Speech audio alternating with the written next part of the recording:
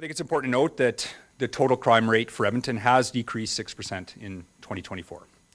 We are still ranked 11th out of 41 municipalities for police-reported total crime rate in 2024. That's unchanged from 2023, so no change in terms of our ranking in terms of that reported crime. We did see a 5% reduction in our total crime severity index and a 3% decline in violent crime.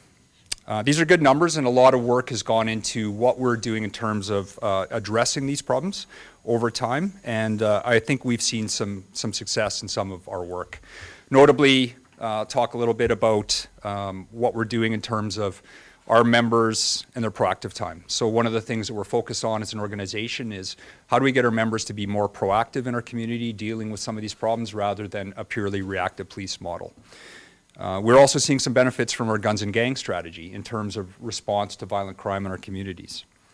And I'd also like to kind of mention the work that we're doing with in the transit areas and our public spaces, that increased focus with the community peace officers and transit peace officers of the City of Edmonton.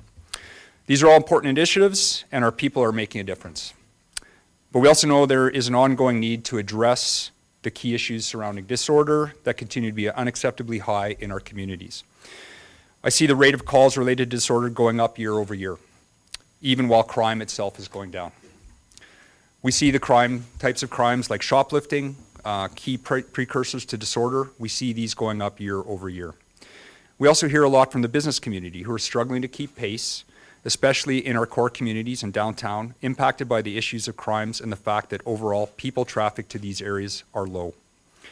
Edmonton is not alone in facing these issues, but when you hear the statistics about overdoses and deaths due to opioids and the persistent concerns about how Edmontonians perceive the safety in their city, you know that any time we take to note our successes is overshadowed by the work we must keep doing, keep refining, and focusing on our communities. While our overall crime and violent crime rates have lowered, Edmontonians still face key disorder-related issues that remain highly visible in their day-to-day lives. We're seeing a significant 12% spike in thefts under $5,000. And I think it's important to note that that's largely unreported. Additionally, we're seeing a 3.6% increase in violations pertaining to failing to comply with a court order. We know that property crimes, which are victimizing individuals and businesses across our city, are precursors to the real tragedy that's playing out in our community. We see this. We have an 116% increase in methamphetamine possession and a 152% increase in opiate possessions. We remain steadfast in our commitment to meet the issues where they occur. And like so many in our communities, we are hyper-aware of the intractable nature of the opiate issue and how it is impacting our entire community over time.